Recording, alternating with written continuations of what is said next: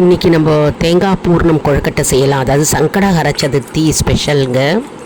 சங்கடஹர சதுர்த்தி நேற்று இருந்தது இல்லையா, அதனால் சங்கடஹர சதுர்த்தி அன்னைக்கு முதல்ல தேங்காவை வாண்டியில் லேசாக வறுத்துண்டு அதுக்கப்புறம் நாட்டு சக்கரை போட்டேன். நான் வெல்லம் போட்டுக்கலாம், வெல்லத்தை போட்டுக்கலாம், அப்புறம் ஏலக்காய் தூள் போட்டுக்கலாம்.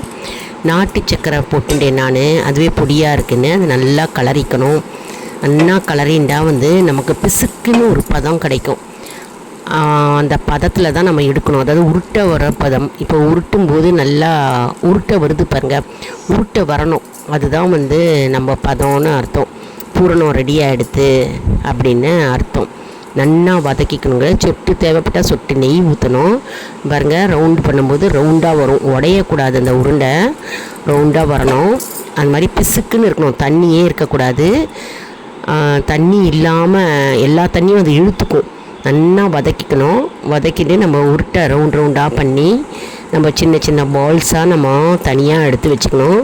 தேங்காய் பூரணம் ரெடியாக எடுத்து இதே மாதிரி தான் நம்ம இப்போ பருப்பு பூரணம் செய்யணும். இப்போ நான் தேங்காய் பூரணம் கொழுக்கட்டை விநாயகருக்கு ஸ்பெஷல், அதாவது பிரசாதம் ரொம்ப முக்கியம் இல்லையா கொழுக்கட்டை. அதனால் நான் தேங்காய் பூர்ணம் கொழுக்கட்டை செஞ்சுருக்கேன் பாருங்கள். இட்லி தட்டில் போட்டு ஒவ்வொரு இட்லி தட்டிலையும் குழியில் 4 கொழுக்கட்டை வச்சு நம்ம வேக வச்சு ஸ்டீம் ஜஸ்ட் ஒரு 5 மினிட்ஸ் வச்சா போகிறோம். ஸ்டீம் ஆகிடும். நல்லா மாவை நல்லா கலரணும்.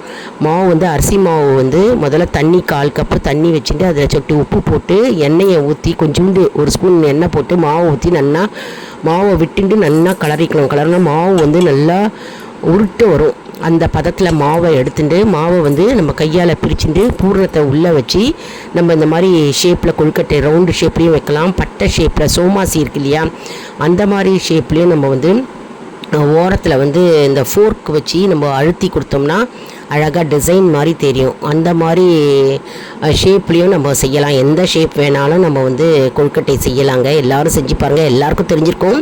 இது பிகினர்ஸ்க்காக இந்த வீடியோங்க. தெரியாதவங்களுக்கு நிறைய பேருக்கு ஷேர் பண்ணுங்கள். அதாவது விநாயகர் சதுர்த்தி, சங்கடஹர சதுர்த்தி அப்படின்னாலே விநாயகருக்கு மிகவும் பிடித்தது கொழுக்கட்டை, சுண்டல், அப்பம். நான் அதனால் தேங்காய் பூர்ணம் கொழுக்கட்டை செஞ்சு கோவிலுக்கு கொண்டு போனேன். வீட்லேயும் கொழுக்கட்டை செஞ்சு விநாயகருக்கு நெய்வேத்தியமாக படைச்சேங்க. மற்றும் நம்ம கோயிலுக்கு போகும்போது மறக்காமல் நம்ம அருகம்புல் வாங்கிட்டு போனோம், பூ வாங்கிட்டு போனோம். கொழுக்கட்டையோ இல்லை என்ன பிரசாதம் உங்களால் முடிஞ்சதோ அதை எடுத்துகிட்டு போகலாம். அப்படின்னா பால் பழம் வச்சு நெய்வேத்தியம் பண்ணலாம். நம்ம சேனலை லைக் பண்ணுங்கள், ஷேர் பண்ணுங்கள், சப்ஸ்கிரைப் பண்ணுங்கள்.